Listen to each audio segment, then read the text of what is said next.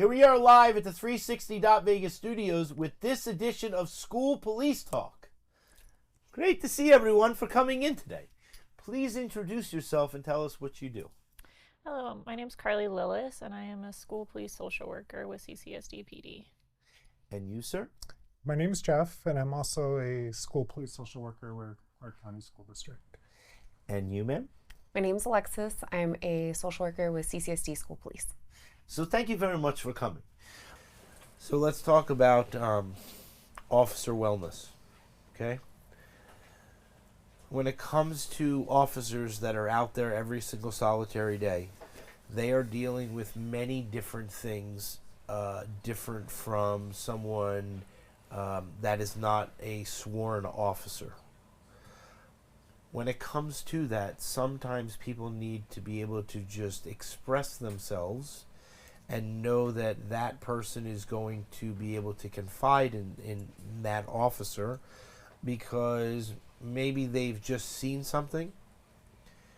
Maybe they're a newer Clark County School District police officer, and when we had a passing, people need to be able to express themselves and talk.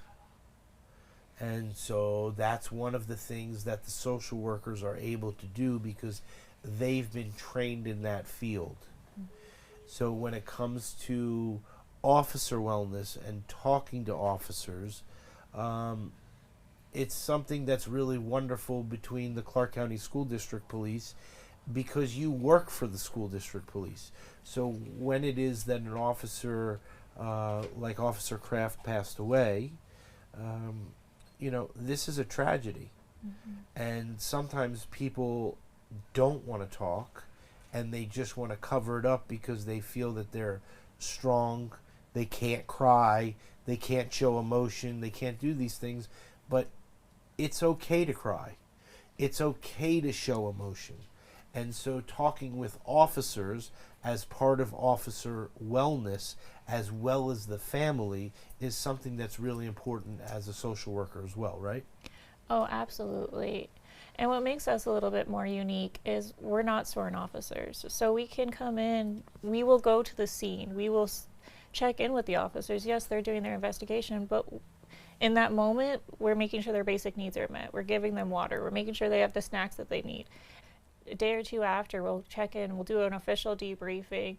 And then we've also cultivated a relationship with our officers. So oftentimes, if I know that there is a major event that happened on a school, even if it was like 2 or 3 days later, I'll just go in and talk to the officers. I'll go in as a friend. I'll go in as a person that is a safe person to talk to that's maybe not part of the hierarchy, so they're not feeling like it's official conversation. It's more of like just somebody to chat with. You just had a very bad thing happen, you know, that you saw or that just transpired or whatever, that you can come in as the slow moving hand to be able to do that to officers.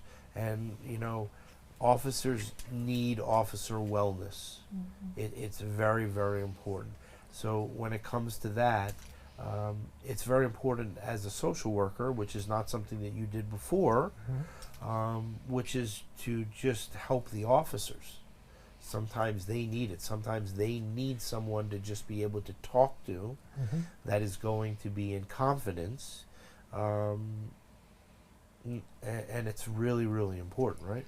Oh, it's very important because one thing we have to understand is officers are people too. You know, and so just like everybody else, when we have traumatic things that happen, we witness traumatic things, depending on how we process those situations, which is how you can have one person who sees a traumatic thing and comes away okay and somebody else doesn't.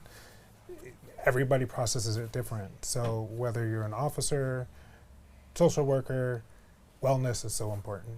You have to know that all three of you are a very big inspiration. You're a very big inspiration to the people that work for the Clark County School District Police because everyone believes in you. And make sure you wave, okay?